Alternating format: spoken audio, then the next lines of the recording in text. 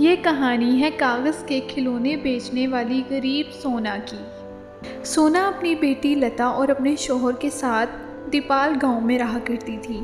वो रंग बिरंगे खिलौने बनाकर कागज़ के बाज़ार में जाकर बेचा करती थी। सोना जाकर अपने साथ वाली रेडी वाले को कहती है, भाई आ गई है सोना। सोना के पास बहुत सारे खिलौने हैं कागज़ के, कागज़ की गाड़ी, कागज़ का घर, कागज़ के खिलौने, बहुत सारा कुछ है। जो ख़रीदना है ख़रीद लो। सोना के पास एक औरत आती है और पूछती है, ये कागज़ का गुड्डा और घर कितने का है।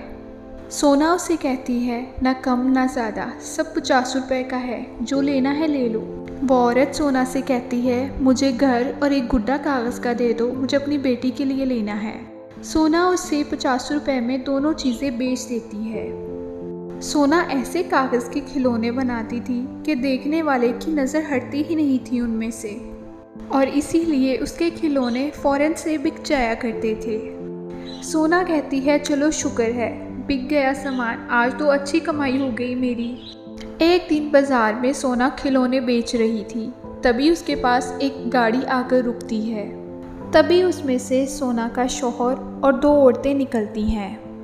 सोना का शौहर सोना से कहता है, ये दोनों औरतें तुमसे मिलना चाहती हैं। वो औरत सोना से बोलती है, मेरा नाम नेहा है और मैंने सुना है आप लोगों के गांव में यहाँ कागज़ के खिलौने बनाकर बेचे जाते हैं और बहुत सारी औरतें ऐसे काम करती हैं। मेरा भी कागज़ के खिलौनों का कारोबार है।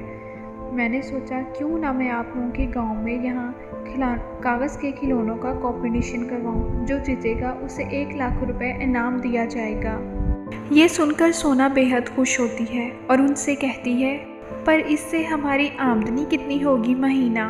वो औरत सोना से बोलती है, अगर महीना इसी तरह खिलौने बनाओगी तो महीना लाखों रुपए कमाओगी।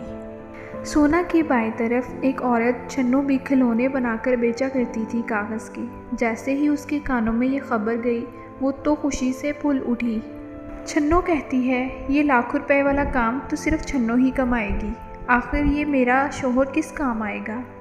छन्नो का शौहर गांव के सरपंच के साथ नौकर का काम किया करता था। सरपंच जो चाहता गांव में वही होता था। इसीलिए छन्नो अपने शौहर को सारी बात बताते हुए कहती है। छन्नो अपने शौहर से कहती है, अगर लाखों की कमाई चाहिए तो तुम्हें मेरा साथ देना होगा। छन्नो का शौहर कहता है, मैं कैसे तुम्हारा साथ दे सकता हूँ। छन्नो कहती है, सोना हमारे गांव में सबसे अच्छे कागज़ के खिलौने बनाती है, अगर उसने उसमें हिस्सा ले लिया तो वो जीत जाएगी और मेरा नंबर कैसे आएगा। आपको बस इतना करना है कि सोना उसमें हिस्सा ना ले। छन्नो का शौहर कहता है, मैं सब समझ गया, आखिर गांव का सरपंच हमारे किस काम आएगा। रघु सारी बात सरपंच को बताता है और उन्हें कहता है, ये तभी हो सकता है जब आप चाहेंगे।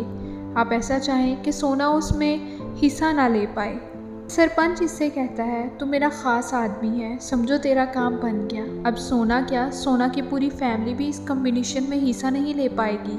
सरपंच रघु को कहता है, चला मेरे साथ। सरपंच गाड़ी में अपने कुछ बंदे लेकर सोना के घर चला जाता है। सोना का शौहर कहता है, सरपंच जी आप, अगर कोई काम था तो आप मुझे बुला लेते अपने घर, आप यहाँ क्यों आए।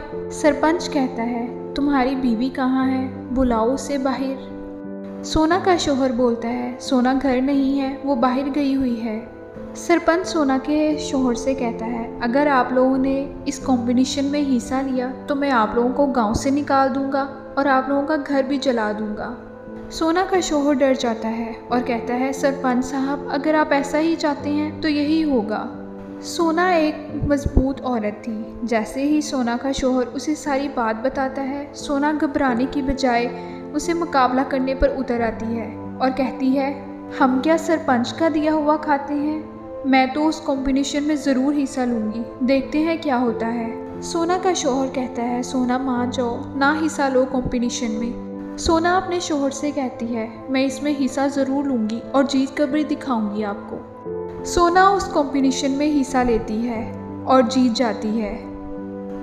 नेहा मैम कंपटीशन में सोना को कहती है, आप जीत गई हो और हमें आपके बनाए हुए कागज़ के टॉय बेहद पसंद आए हैं। अब आप हमारे लिए काम करोगी और ये रहे आपके 1 लाख रुपए।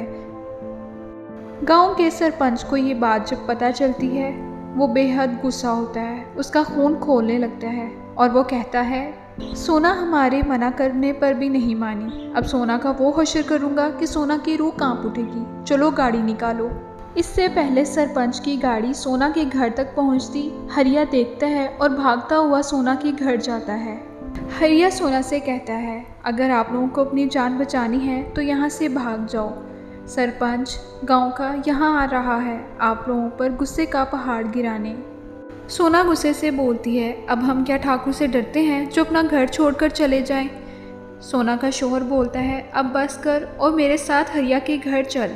हरिया के और सोना के शौहर के इतना समझाने पर सोना उनके साथ चली जाती है। तभी गांव का सरपंच वहां पर आ पहुंचता है।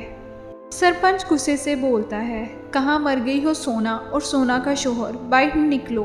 सरपंच का नौकर बोलता है मुझे लगता है हमारे आने से पहले ही वो लोग भाग गए हैं यहाँ से।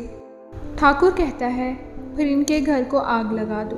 पंच के ऐसे कहने पर ही सोना के पूरे घर को आग लगा देते हैं। सोना के वापस आने से पहले सोना का पूरा घर जलकर राख हो जाता है। सोना ये देखकर रोने लगती है और कहती है इन्होंने मेरे घर को जलाकर राख कर दिया है। सोना का शौहर बोलता है तुम शुक्र अदा करो अल्लाह का कि हम जिंदा हैं, अब हम इस गांव में नहीं रहेंगे और यहाँ से चले जाएंगे। सोना रोते हुए और गुस्से से बोलती है हम कहीं नहीं जाएंगे और गांव के सरपंच के सामने ही यहाँ ही रहेंगे और बस के दिखाएंगे। इस हादसे के बाद सोना का परिवार गांव से बाहर एक डेरा डाल लेता है। एक दिन सोना गांव से खाना लेकर आ रही होती है जब वो देखती है एक दरख्त के नीचे बैठा फकीर भूख से तरस रहा होता है। वो सोना की तरफ देखता है और फिर खाने की तरफ देखता है। सोना उससे कहती है बोलो भाई भूख लगी है, क्या खाना चाहिए तुम्हें। सोना को फकीर पर रहम आ जाता है और वो उसे अपना खाना देने लगती है और जैसे ही वो उसे अपना खाना देती है वो देखती है फकीर के बाजू पर चोट के कुछ निशान बने होते हैं। फकीर खुद खाना भी नहीं खा सकता था। वो देखकर खुद को कहती है ये तो खुद खा भी नहीं सकता और अगर कोई खिलाएगा नहीं तो ये तो भूख से ही मर जाएगा, अल्लाह इसकी मदद फरमा। सोना कहती है क्यों ना मैं इसे अपने हाथों से खाना खिला दूँ। यही सोचकर सोना उसे खुद खाना खिलाती है और उस पर बहुत रहम आता है। सोना जैसे ही उसे खाना खिलाती है वो एकदम किसी और रूप में आ जाता है। ये देखकर सोना को कहता है सोना मैं जानता हूँ तुम बहुत मुश्किल में हो और तुम पर जो जो परेशानियाँ आई हैं। मैं तो यहाँ इस जंगल में फ़कीर बनकर ये देख रहा था कि क्या तुम मेरी मदद करोगी कि नहीं, पर तुमने मेरी मदद की, मुझे खाना खिलाया, ये देखकर कि मेरे बाजू जले हुए हैं। ये सब सुनकर सोना को खुशी मिलती है और सोना वहाँ से जाने लगती है। तभी वो सोना को पीछे से आवाज़ देता है और कहता है सोना तुम कागज़ के खिलौने बनाती हो ना, मुझे पता है। अब मैं तुम्हें एक दवा देता हूँ, तुम जैसे ही कागज़ के किसी भी खिलौनों के हाथ लगाओगी और जो सोचोगी वो वैसा ही बन जाएगा। ये कहकर वो वहाँ से गायब हो जाता है। सोना खुशी से फूलों ही नहीं समाती। ये सुनकर सोना गांव में ढेर सारे कागज़ इकट्ठे करती है। सोना का शौहर सोना से कहता है तुम इतने सारे कागज़ क्यों इकट्ठा कर रही हो। सोना कहती है जी हम अपना कागज़ का घर बनाएंगे, कागज़ का आलीशान घर।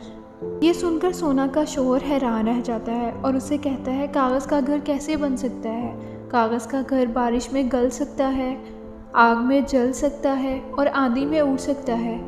सोना अपने शौहर से कहती है आप फिक्र मत कीजिए, बस आप देखते रहिए। सोना ये कहकर वहाँ से ढेर सारे कागज़ इकट्ठे करती है। दिन रात मेहनत करके एक आलीशान कागज़ का घर बना लेती है।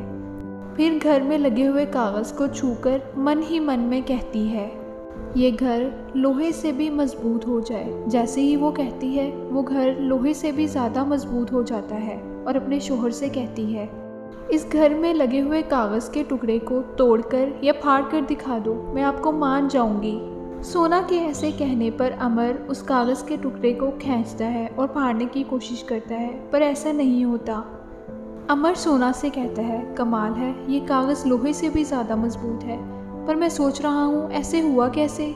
सोना अपने शौहर को इस कागज़ के घर की सारी सच्चाई बता देती है। लोग दूर दूर से सोना का घर देखने आते हैं और हैरान रह जाते हैं। घर के बाहर खड़ी औरतें कहती हैं, अरे देखो देखो, सोना का कागज़ का घर बना हुआ कितना आलीशान है। कुछ दिनों बाद गांव में बेहद सैलाब आ जाता है। तेज़ बारिश और आंधी आ जाती है, जिसकी वजह से गांव के घर तबाह होने लगते हैं। घरों में पानी घुस जाता है। गांव के लोग गांव छोड़कर इधर उधर भागने लगते हैं। सरपंच का घर भी सैलाब से तबाह हो जाता है, पर सोना का घर सैलाब में भी मजबूती से खड़ा रहता है।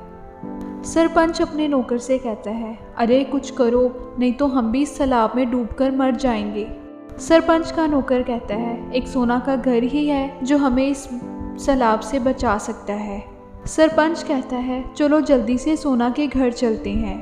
गांव का सरपंच और उसके नौकर जैसे तैसे करके सोना के घर पहुंच जाते हैं और सोना से माफ़ी मांगता है और कहता है, हमें माफ़ कर दो सोना, हमें और हमारे परिवार को इस सैलाब से बचा लो। सोना उनसे कहती है, कोई बात नहीं, आप अंदर आ जाएं सब। कुछ दिनों बाद सब ठीक हो जाता है और सरपंच का घमंड भी टूट जाता है और कहता है, अगर हमारे गांव में सबके ऐसे घर बन जाएं कागज़ के, तो हम सब सैलाब से महफूज रह सकते हैं। क्या आप हमारी मदद करेंगी? और सबके गांव का खर्चा मैं उठाऊंगा। ये सुनकर सोना और गांव वालों बेहद खुश होते हैं और सोना की मदद करके सबके कागज़ के घर बन जाते हैं। तो कैसी लगी आपको हमारी वीडियो? अगर पसंद आई है तो अभी जाकर हमारे चैनल को सब्सक्राइब कर लें। शुक्रिया, और हमें आपकी सपोर्ट की बेहद ज़रूरत है।